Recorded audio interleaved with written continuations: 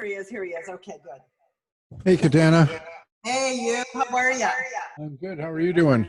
Good. Am I getting any kind of feedback? Not You that know I what? hear, no. Let me go see. I think my audio is messed up. Let me go I look. think I'm hearing a little bit now, yeah. Let's see. Speaker.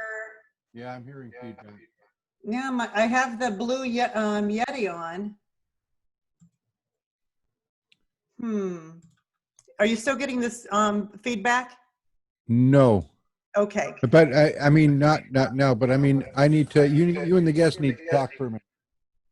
Oh, okay. So let's chit chat. Hello, this is Deborah. I'm not getting any feedback, so we're good. We're okay. Yeah. Katana? You're muted, I think, right now, Katana. Yeah, she's muted. Hello. How is that? Is this better? Is this That better? sounds- Testing? That sounded good to me. Okay. Yeah, okay. Better? Yeah. Oh, Stand God, by. I'm getting feedback. Oh. Yeah, hang on. Are you getting it too? Not right now, no. Okay, well, I pray we don't. If we do, Cameron, then I'm going to end up asking, we'll go to break. Okay, stand by.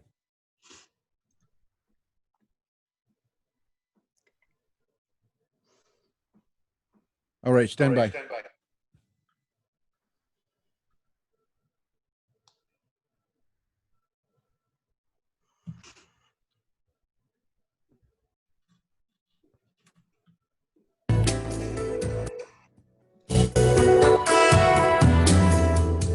When was the last time you felt inspired?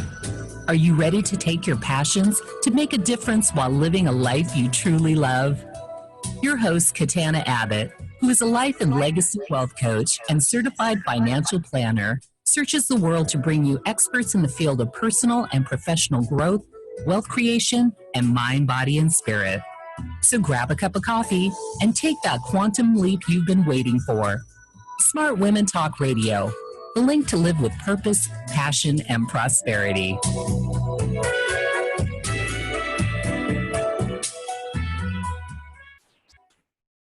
Hello, everyone. This is Katana Abbott, and I want to welcome you to Smart Women Talk, where I search the world for smart women and a few good men. And this includes best-selling authors, thought leaders, and change agents who are on that leading edge. So we have topics like money, business, health, inspiration, and the metaphysical. So today I'm interviewing Debra Atkinson, and she's the founder and CEO of Hormone Balancing. She's a hormone balancing expert at Flipping 50, and we're going to be talking to her about the impact of exercise on your food health, food and your health, and this includes the best exercise program for you, finding the most important exercise for women and why, and the nutrition habit most women miss out and how it can lead to bone and muscle loss and cause cravings. And I'll tell you what, I really, really need to learn about that because I've dealt with a lot of that. So, hi, Deborah. Hi, how are you? I am great. So we're going to come back. I'm going to tell you a little bit about Deborah. I did want to share a little bit about my story and my journey to health. For the last 12 years, I've worked from home, and I've focused on work that inspires me. Health and exercise and nutrition have really, really been a big part of my life. And I want you to think about who are the women, especially in your life, that have inspired you. I want you to reach out and ask them how they've done it. So I have two people who've inspired me. The first one is my husband, Mark. A few years back, he decided that he wanted to improve his physical exercise every single year. I think it was around the time we interviewed Chris Crowley, who started working out in his 50s, and because his health was going down. And now today in his 80s, he's still a public speaker, and he does sculling and mountain climbing, and pretty amazing. So today, my husband just rode, I don't know, 20, 30 miles. And he's doing hill training. He came back and showed me he had burned 1,400 calories. Hey, So stop, Katana. You're echoing way too much. okay. Yeah, you're just echoing way too much. Can we need to fix put that. Are we on break?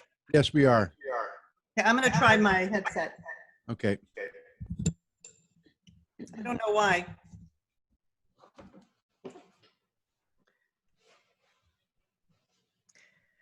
Let's see. It's I like your thought it mic. It's like your microphone is picking up the sound from your speakers.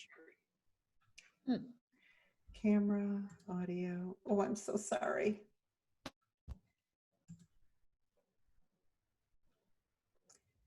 So speaker.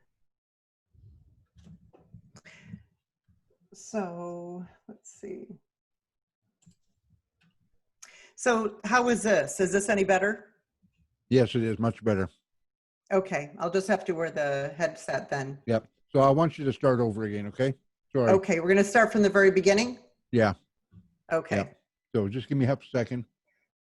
Sorry to your guest. That is okay. Everybody's forgetting right now. Yeah.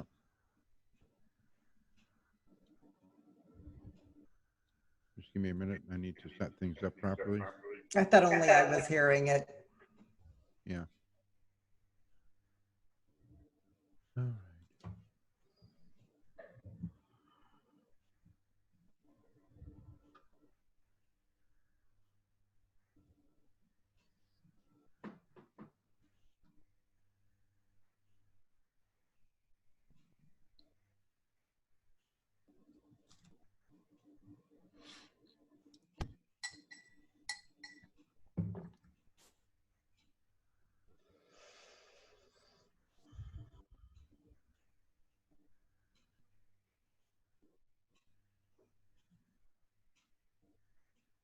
This is what Okay, you happens. ready to go?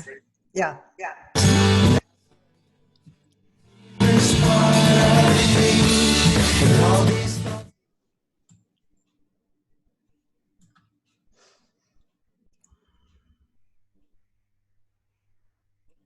You're live. Hello, everyone. This is Katana Abbott, and I want to welcome you to Smart Women Talk, where I search the world for smart women and a few good men, including best-selling authors, thought leaders, and change agents who are on that leading edge. So our topics include things like money, business, health, inspiration, and the metaphysical. So today we're talking with Debra Atkinson. She's the founder and CEO of and she's a hormone balancing expert at, I love this, Flipping 50.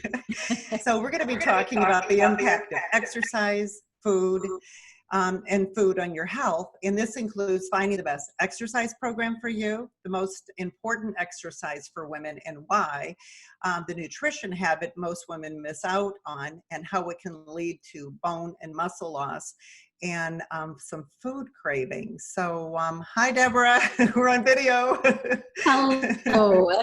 Thanks so much for me. Yes, absolutely. So I'm going to come back and tell you a little bit more about Deborah, and we'll get into the interview. But I do want to share this. I want to share this this story that I have. 12 years ago, I started working from home, and ever since then, health, exercise, and nutrition have been a really big part of my life, because part of the reason I retired at 47 was because I went on disability for my needs. So I want you to think about the women that inspire you and reach out to them and ask them how they've done it. I've got a couple people in my life that inspire me and who are role models. And the first is my husband, Mark. And a few years back, he decided that he wanted to improve his physical health every year. And today he just rode his bike for 20 miles doing hill training at one of our parks. And he burnt 1,400 calories.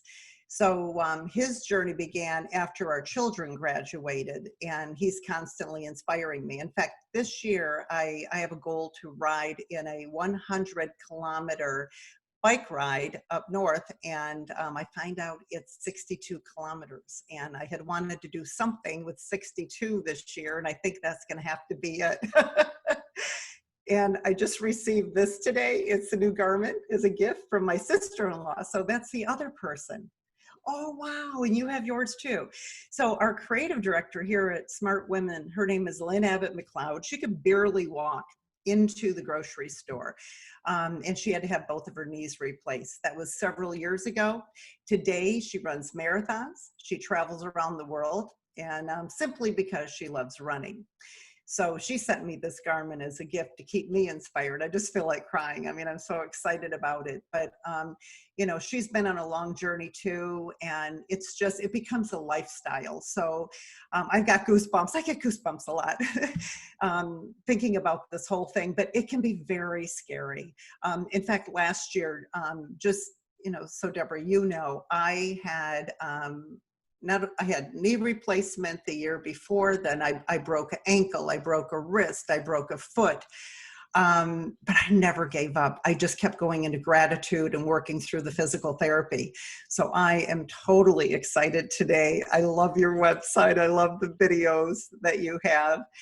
And I'm just excited. So our theme this month is all about at midlife, self-care comes first. So I'm just so excited, and I'm grateful, Deborah, that you're here today to do this show.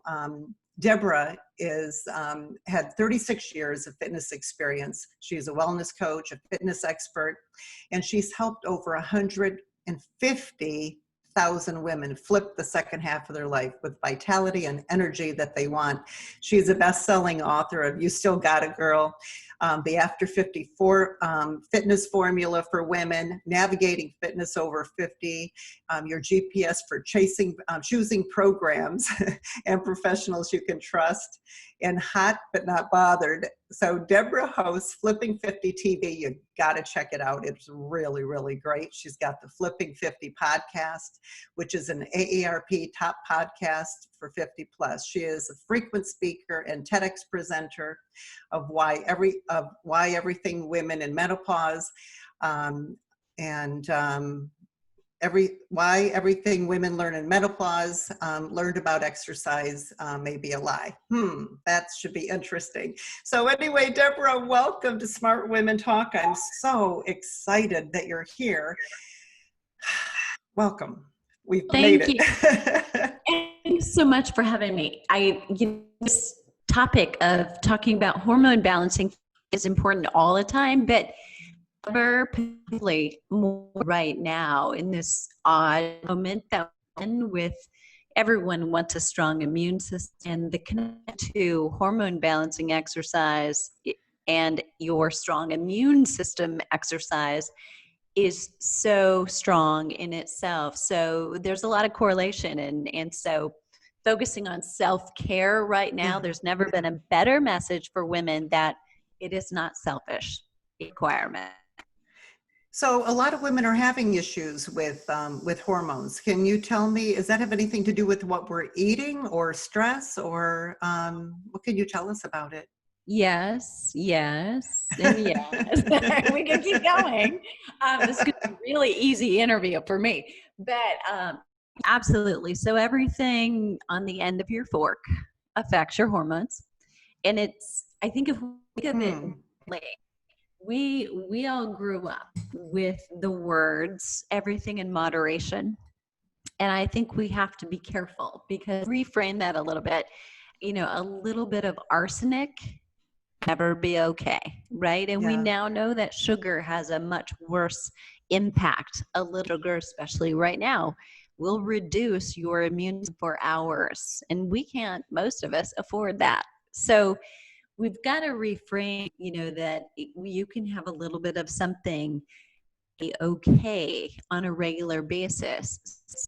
To look at, 80-20, let's be, more, if you're more resilient overall, then could you tolerate something else? Probably a better way to think about it than something every day. So if we look at exercise and nutrition and our sleep and the way we deal with stress, all in that way, once we know the right practices, we'll be much off.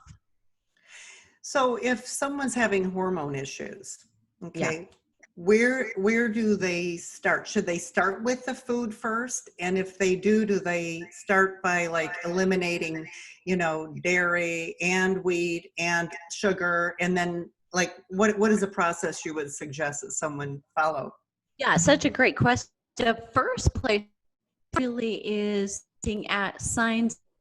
How is your messaging you, telling you that you're having problems with your hormones? So you and I identify this is probably hormone related. If we're over 40, if we're between 40 and 60, things are not the same they used to be. Yeah.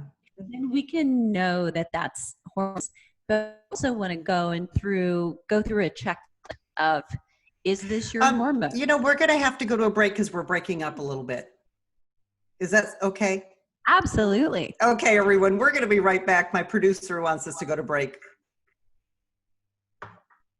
Okay, Deborah, you're breaking up like crazy. I don't know what's going on, but yeah, you keep breaking up on your end. So I would suggest leave Zoom and then come back in. Okay. That might help. Let's give that a try. In a minute. You want me to do that too? No, because you're I'm not coming in breaking up. okay? Yeah, you're coming in fine. And I think it's her microphone that is echoing, not yours. Oh, okay, not even mine. I think I her don't care. speakers. I'm going to keep my headphones in Yeah, anyway. I think her speakers are picking up. Yes, when you talk and I mute her, the echo goes away. Oh my God, this show. Are we still on Facebook Live? No, I turned this off. So we're not doing the Facebook Live at all? No, because it's too broken up. So Okay, so we're All not right. doing Facebook Live, just so you can no, relax. but the videos here, I'm going to send you the video and you'll be able to record. Now, Deborah, what I think is going on is that when Katana's talking. Oh my God, look at this now, my dogs. Okay. I am so glad we're on hold. This is ridiculous. Okay, I'm going to be back. So what's happening is when Katana's talking, I put you on mute and she stops echoing.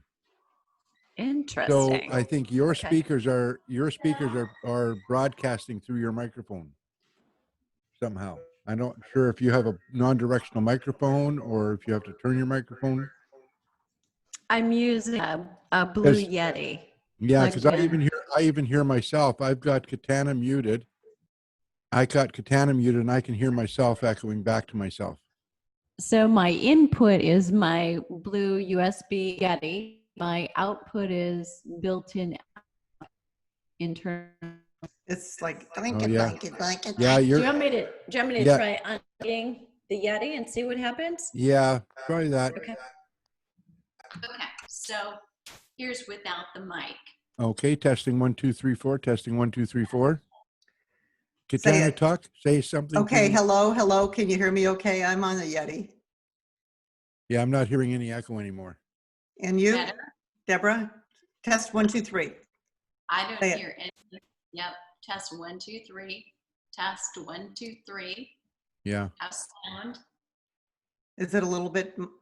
It's a little bit better, but you're not as loud as you were. Right. Keep talking so we can hear you, Deborah. Sorry, we're gonna edit this so there won't be a problem on the audio. That's okay. So I can project a little bit more if that's better. How's this? Let's have you plug the Yeti back in it. That might solve it as well. Okay. And maybe if you have the earbuds, but. So Yeti's plugged in. How's that?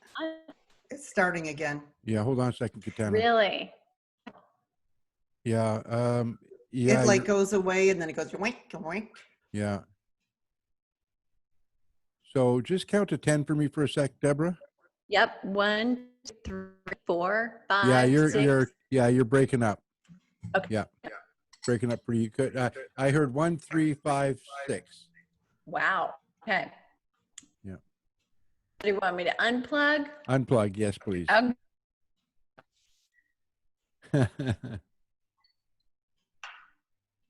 Okay. Okay, So count to 10 for me. I'm gonna just make it interesting. 10, 9, 8, 7, 6. Yeah, 5. that's perfect. You're not breaking up at all now. Okay. All right, let's get the show on the road. Okay. All right. So where do we start, Cameron? Just say welcome back from the break. and I'll insert a break there somewhere, okay?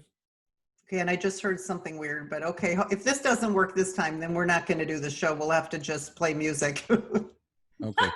All right, stand by. Okay. And you're live. Hey, everyone, welcome back. So thanks for being patient during the break. We just had a little bit of sound trouble here, but so I am here with Debra Atkinson, and she is a Flipping 50 host of she has a great Flipping 50 podcast and Flipping 50 TV show. So we're talking a little bit about this idea of hormone issues that women face, and I think the hormone issues start they're like they're our whole life, right? Right. Just looming, even though they change. I know I'm still being affected by them, and I'm, past menopause, whatever they call it, post menopause. Yes. And you're exactly right. There are 7 potential phases of hormone change that a woman goes through, which is a perfect reason why, going to a trainer, doing any exercise program or something random on a YouTube video is like gambling with really bad odds, because there's only about 39% of all exercise research features women, which may not sound so bad. That's 40%.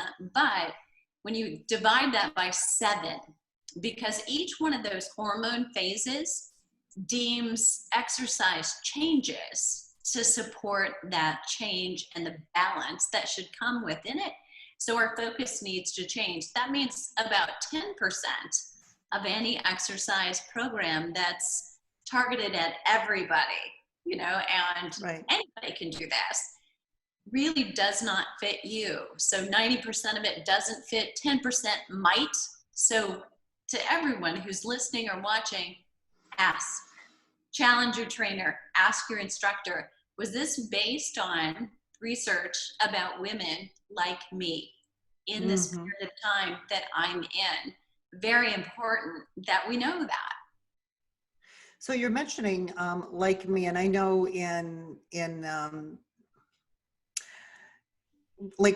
I know that there's blood types, like I'm an A blood, my husband's an O blood, and they say I'm supposed to do different kind of workout than he is. And then I know in the Eastern medicines, they have the different doshas. I mean, so when you talk about just now about exercise, is it tied into that at all just because we're a woman, or is it even more complex and that's why it's so important? Well, it's tied into, and there's probably some overlap there, but when you go through hormone changes, it's very much like the rule of thumb. If you're going by blood type, what you've got is an if this, then that. So let's talk about one of the hormone changes that we're all going to experience at any age, but women in midlife have it amplified. The speakers are dialed up for cortisol. Because as our sex hormones, estrogen, testosterone, progesterone, tank at midlife or menopause, we're more susceptible to the negative effects of cortisol than we ever were prior to this in our lives. So let's say that we have evidence that your cortisol is out of whack, and that could be at 2 a.m., you're staring at the ceiling wide awake, and at 8 a.m., you do not want to get out of bed. You've switched, right? Your hormones are doing exactly the opposite of what they should be doing. So then for exercise is, let's make sure that you're doing your intense exercise early in the day and keeping light exercise for late in the day, or late in the day, that's when you're exercising, it's light. So there's no catching up, meaning even if you didn't get to it earlier, you don't focus on calories.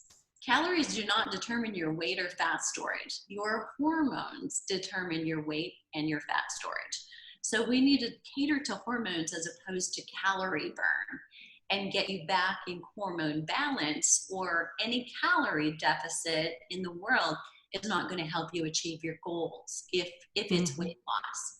Does that make sense? Yes, yes. And as we get older, we start, oh gosh, I was reading so many things on your site. And as we get older, we start losing muscle and gaining fat. And how important is it for us to build muscle? Because I understand that the muscle and the bone have a relationship together. Like the stronger the muscle gets, the more the bones build. I didn't realize that because it's pulling or it's creating some tension. Yes, absolutely. And so I want to go back to something you said though. So I think this is really important languaging, right? So as we age, it is easier and it's common to lose muscle and to lose bone or to gain fat. It's not normal, and it's finish the sentence unless we do something about it. And we are the generation that will change those rules, hopefully for future generations. That is not a given. It's not something we have to accept. It's just we didn't know when we were 20 that we should be in the weight room learning to lift weights like it was a vitamin. Well, and when the first time I walked in a weight room, I freaked out. Right. And I left. Okay. And I got my daughter, who's, under 30. I brought her back and she's like, come on, Mom, this is fun. And then we started doing it together and we had a blast. But she made me brave and she just showed me what to do. But I was very intimidated. Is that a common thing? Oh my gosh, that's exactly the common thing. And the fact that your daughter is in there because they've got body confidence. When they're in their 20s and their 30s, they've got that body confidence. There's not a better time to get them in there and develop this lifelong habit, because you and you are very accomplished, right? You're a boss in certain categories and areas, and then you go into a gym where you're a fish out of water, right? And no one likes to do something that they don't feel that they're good at. Although none of us is good at something we do for the very first time. And so it's a dual-edged sword, but that was the perfect answer. So kudos. Yeah, good. So what's this relationship with the bone and muscle? Because I'm still trying to figure it out.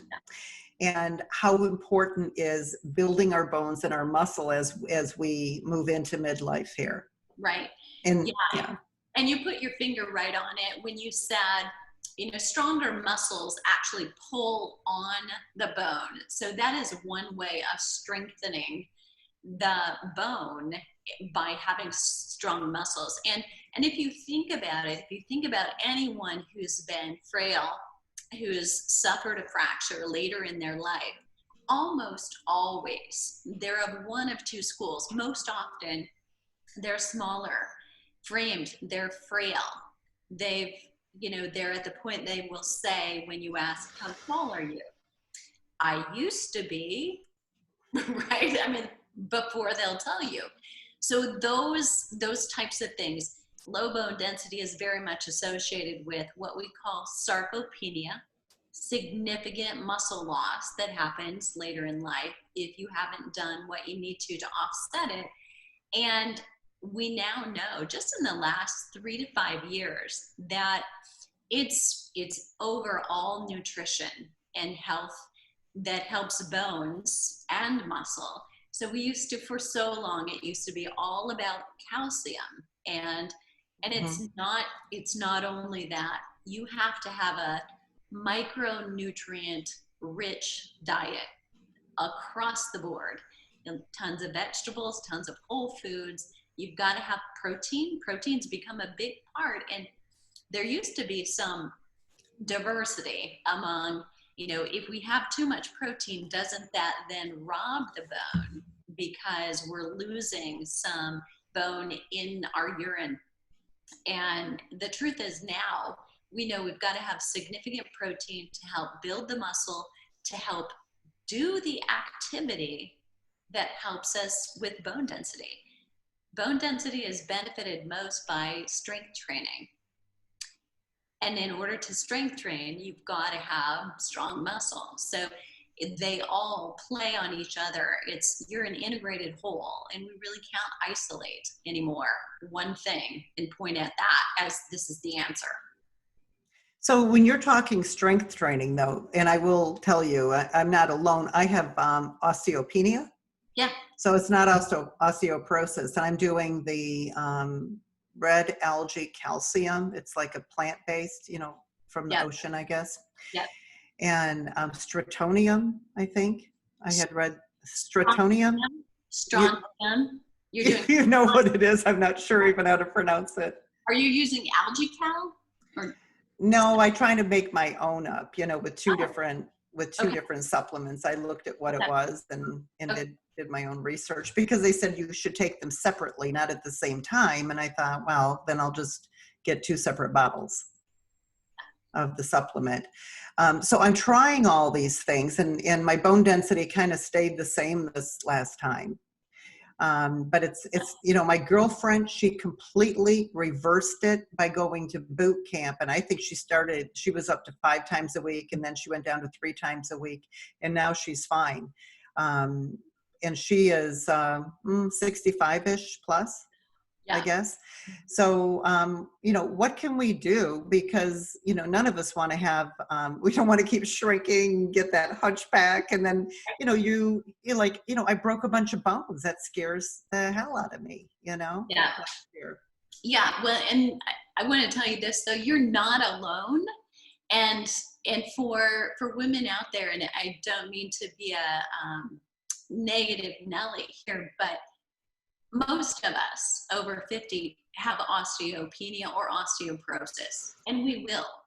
You may walk around not knowing it, but I'd be willing to bet 99 to 100, we all have it. We just didn't know it. So the alarms go off as soon as you test, and it's not unlike COVID-19, right? The alarms go off and you didn't know you had it. Now you know, now you're alarmed.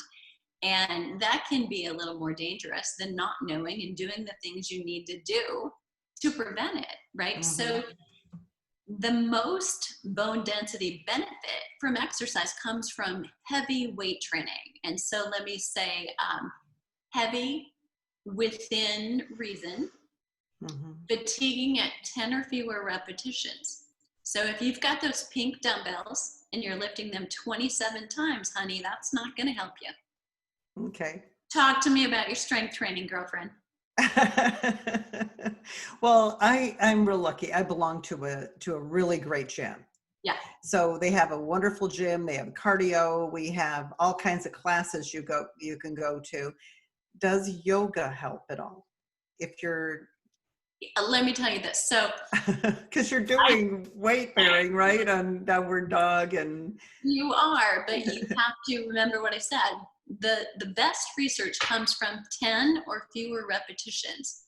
So if you can go into that downward dog over and over and over again, is that 10 or fewer repetitions, right? So everything is on a continuum, but my hair almost came off when I was in a 200-hour yoga teacher training about 15 years ago, and they were going through the benefits of yoga, and somebody said, and it helps with bone density. And I was like, what? Because yes, if you just came off the couch, it's better than what you were doing, right? But is it jump roping? Is it higher intensity exercise? Is it strength training? Because we need something to push on that bone. So imagine you're standing still, you're standing there, and I come up and I push. You're gonna push back. And that's what we need to happen to the bone. That's why pushing a heavy weight has significantly more benefit than weight bearing. Now, a couple of good things about yoga is if you're able to do weight bearing on your hands. Say you're doing plank position and downward dog, you're weight bearing on your wrist, which is one of those osteo zones. It's a very small joint, and we rarely use it except we're falling and we're going to catch ourselves. And that's when someone will finally know they have the scar. Yeah, because that's the first time you get an x-ray, right? That'll tell you. Yeah. And so And yet even having weight trained, if you catch yourself like that, the chance that you're going to fracture that bone is pretty good. It's so small. Okay. But that can help build it up for sure. So weight bearing in that way, when you're strength training, doing a chest press, you will get a little push on that wrist as well. But that's one plus definitely for yoga. And the other plus is, although unrelated to bone density, the fear for somebody who has osteoporosis is, we don't want you to fall in the first place. So we want to improve your balance, and yoga is definitely going to do that. Yeah. Okay, so let's kind of summarize so far. We talked about diet a little bit. We didn't go into too much with diet. Right. And also we talked a little bit about the hormones and the exercise, right? Right. So I don't want to forget, when our shows get archived on like dozens of different podcast venues, but for those that are listening live and those who listen, in 2020 here, we're in the middle of this pandemic and there's just so much going on, so much stress. I mean, think about what a lot of people are going through. What can you suggest for the people that are listening right now, not only for themselves, but for their family members? Like what is happening to their body? And then, I've figured out how to stay healthy during this time, but it was really challenging because I was so used to just driving to a club where I'm, they tell me what to do. Yes, great point. And, I think the fact that every trainer and every health coach and every fitness instructor in the world is now online, giving you so many choices is not necessarily a benefit. All right. So often if we're confused by choices, we make no decisions. So that would be my first challenge to anyone, whether you're in the middle of a pandemic or not. If you're simply confused, knowing you need to do something, but not knowing what, is narrow down your choices and focus on making one choice. And you don't have to stick with it, but make a decision and then start. And you can always change your mind. So feeling good during the pandemic, exercise, one of the reasons closing the gym was necessary, of course, but yet such a disadvantage. Not just because some of us didn't know what to do, but because we needed a place for stress release. And a lot of people use exercise to negate that stress. But we also need to think of the flip side, and exercise is stress. Your body likes to be on the couch, right? So when you're fighting that, exercise is stress. The point is we're looking for that sweet spot of stress, not too much, not too little, because that's the place where we boost your immune system and we balance your hormones. So the difference between now in terms of immune boosting and in terms of hormone balancing, no matter when you might be listening to this, is less exercise, but more frequently and consistently can actually be a bigger benefit. So rather than an hour-long class or an hour-long anything, doing 20 to 30 minutes of something a couple times a day can be much more helpful and feel like this is doable. I can go for a 20-minute walk. I can lift weights for 20 minutes at home. I can do a yoga, and I could do all three of those in the same day if I wanted to.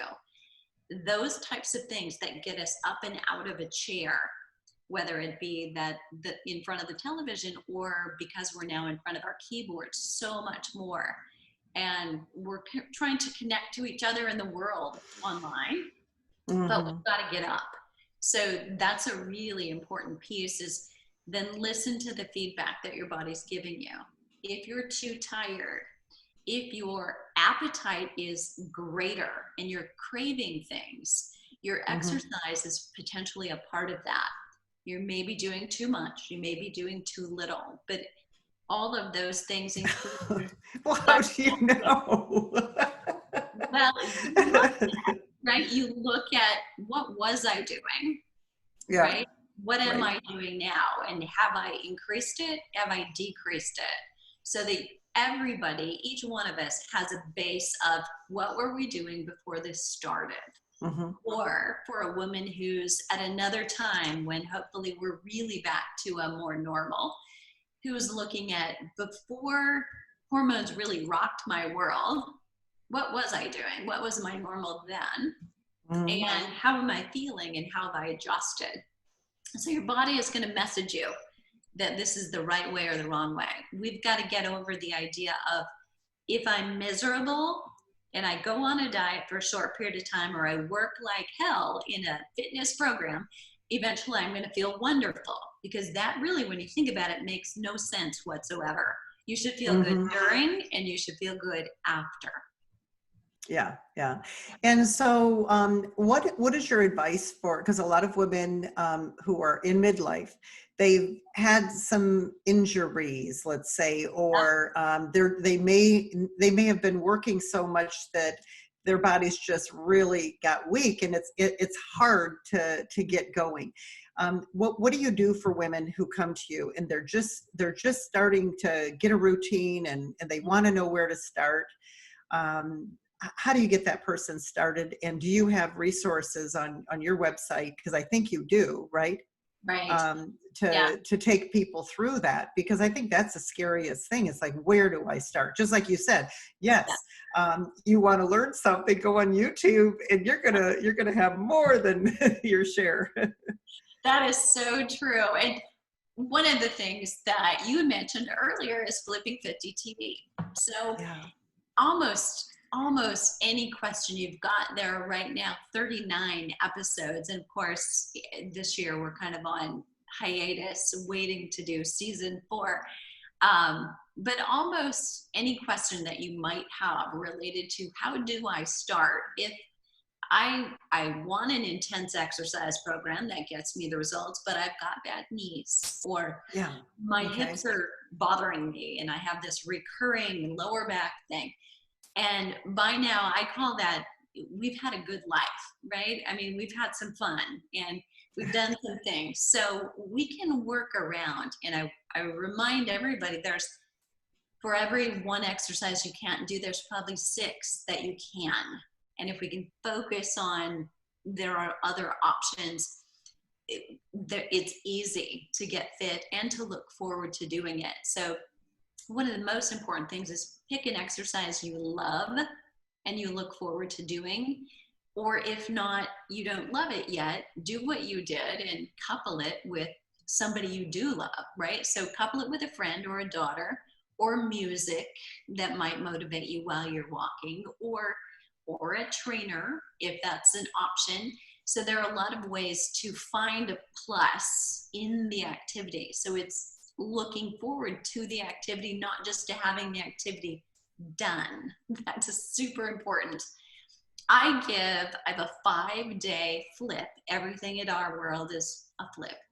And that's 5 videos in a row, 5 days in a row, so that it's a 15 to 20 minute at most exercise that you can do in your living room, and I'm doing it in mine with you, to show yourself I've got time and I feel better when I exercise. And that's the first step, is making sure you do, because our memories may be, I hated exercise when I was younger, and I was doing things I didn't like to do, maybe because of a sport or because I thought that was going to get me the weight loss I wanted.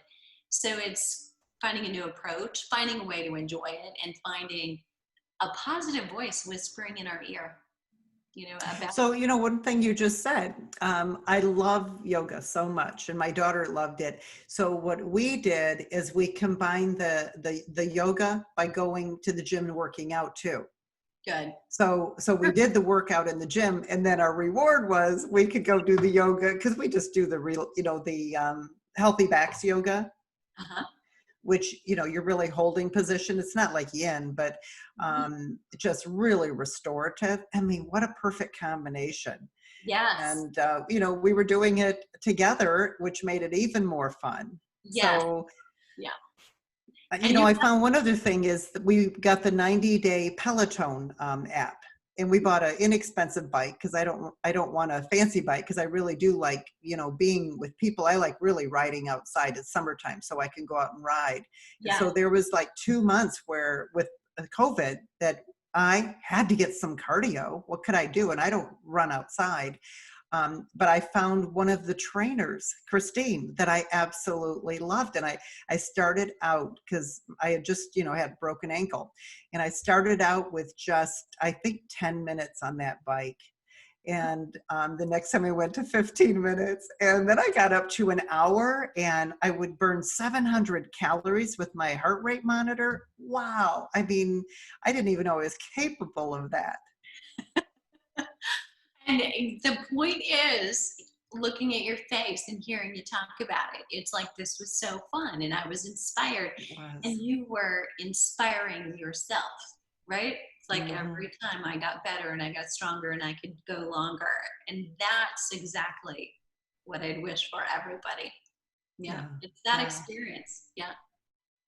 So, okay. So, what are the best, what is the best thing we can do right now to get started at midlife? Like if I was brand new coming to you, what would you suggest I do? Where would I start? Would I start with the food, or do I start with exercise, or do I try to make a whole package? And I mean, because we need to keep it simple or we get overwhelmed. That is right. So the last thing I do is wish to turn anybody's world upside down. So the first thing I'll do is generally have somebody tell me what are the signs and symptoms something's not working. But I also generally will start with exercise. We just simply try to figure out, why are we doing the exercise? What do we want it to do? So if somebody isn't sleeping, every decision we make about exercise is so that they can. It's not about how many calories they're burning. And it never is about how many calories you're eating or burning. And I know that is totally counter to everything you've learned. And if you're a points counter or a calorie counter, you're going to tell me potentially that the only time I can ever lose weight is if I count. And my question is, why do you continually have to go back to that? Because if it worked, you wouldn't be doing it again, right? So it needs to be permanent and lifestyle wise. But generally, exercise first is a catalyst for the nutrition.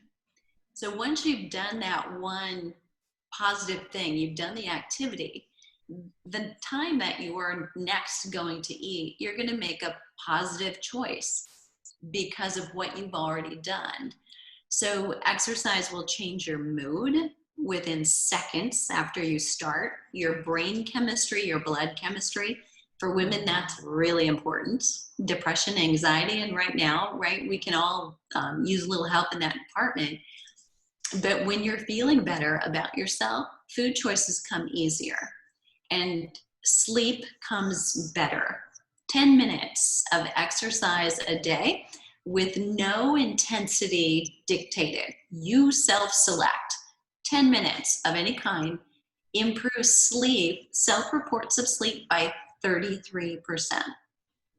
That's a pretty good ROI, right? That's so much better than taking Ambien, right? Right.